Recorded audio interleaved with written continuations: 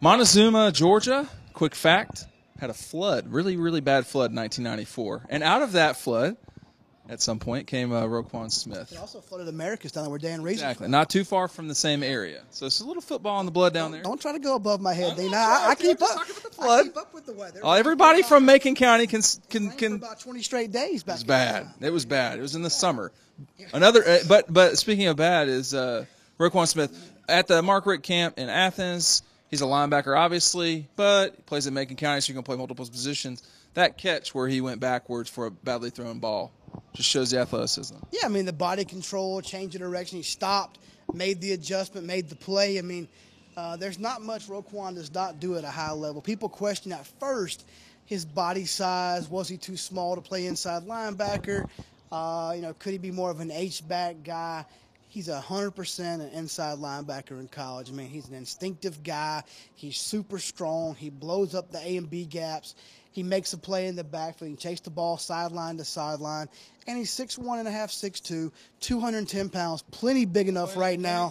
I mean, the kid's a player. In Georgia, I would say based on just being out there that day at the 707, they want him bad. They were all over the kid. Mark Richt spent 15, 20 minutes with him the first part of the morning when they got there. He is high on that Georgia board. When you think about his recruitment, though, how long will it go on? Is this a signing day kind of thing or a January thing? Right now, he says late, going a long time. So I would say, January, February right now is what it looks like. But sometimes these kids change. I mean, they get a little bit tired of the process. They figure out where they want to go.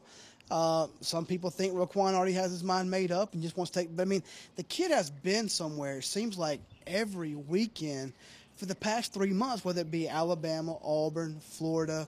I mean, he's Georgia. He's been all over the place. And he's starting to develop relationships with guys like Adonis Thomas and different guys on the road that he may want to play with that could factor in to his long-term decision. So right now, Roquan stays with it and says he'll commit somewhere around signing day. But I still think right now the school that is trending is Georgia.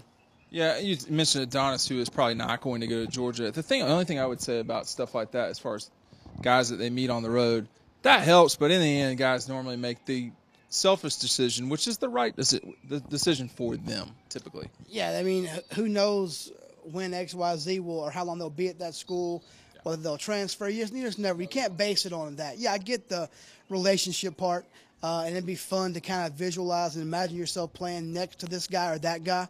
To be part of a great defense or offense, whatever you may play. But end of the day, Roquan will make his own decision, what's best for him. And all I can say is Georgia's done a great job early. I mean, they're on him consistently. John Lilly's the lead recruiter down that way. Eckler's involved. I think Kevin Sherr's involved as well. Of course, Mark Richt, too. So right now, Georgia, for where he's at in the process, Georgia's in a good position. Okay, Roquan Smith.